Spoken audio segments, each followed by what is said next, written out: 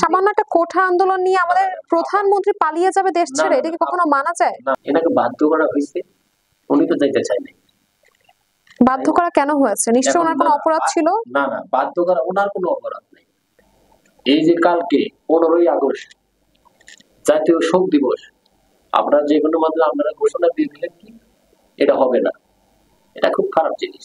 আপা শোনেন, আপনি কোঠা আন্দোলনটা তো ওই টাইমে পরে যেই হয়েছে, ওটি তো ওই রকম পরিস্থিতি ছিল না, তাই কোঠা আন্দোলন যারা করছে ছাত্ররা, ছেলে মানুষ সব ভালো। উনি তো আমি একটা কথাই বললাম, উনি কিন্তু ওনাদেরকে সহজভাবেই বলে দিছে, ওনারা শিক্ষিত, দাবি মেধা, ওনারা কঠিন জিনিসটা বুঝবে।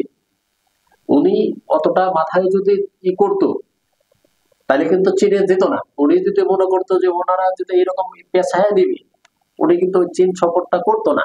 আমরা আমাদের বয়স থেকে কখনো দেখি নাই, বিরোধী দল ছিল তারাও এগুলো কখনোই করে নাই, কিন্তু আপনারা কি করলেন ছাত্র হিসেবে? হ্যাঁ, এখানে ছাত্ররা শহীদ সৌরা কি থাকে, ওরা থাকে আপনারা সিনিয়র, ওদেরকে বোঝান ওনারা এইভাবে দেশটাই করছে, ওনার মাধ্যমে দেশ পাচ্ছে, ওনার জন্য বাংলা কথা বলতে পারি। ছবি ভেঙে ফেলছে, যা করছে আপনি পেছাপ করে দিয়েছেন, দেখছেন, এই করছেন, এগুলো কি আপনি এগুলোই করেন?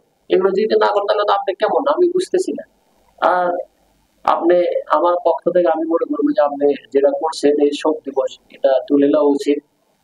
আর আমার তরফ থেকে সারা বাংলাদেশে বা এখানে কোনো দলীয় নাই, কিছু নাই, আমরা জাতীয় শোক দিবস পালন করবো কালকে।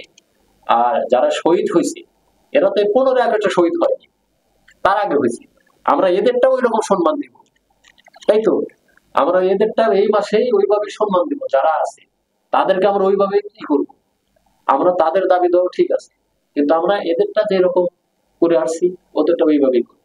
আমার কাছে একটা অনুরোধ থাকবে, যারা ছাত্র ভাইরা আছেন আপনারা ভালো করে বুদ্ধিমান, আপনারাই করবেন, কোনো হিংসা দিতে না, কিছু না।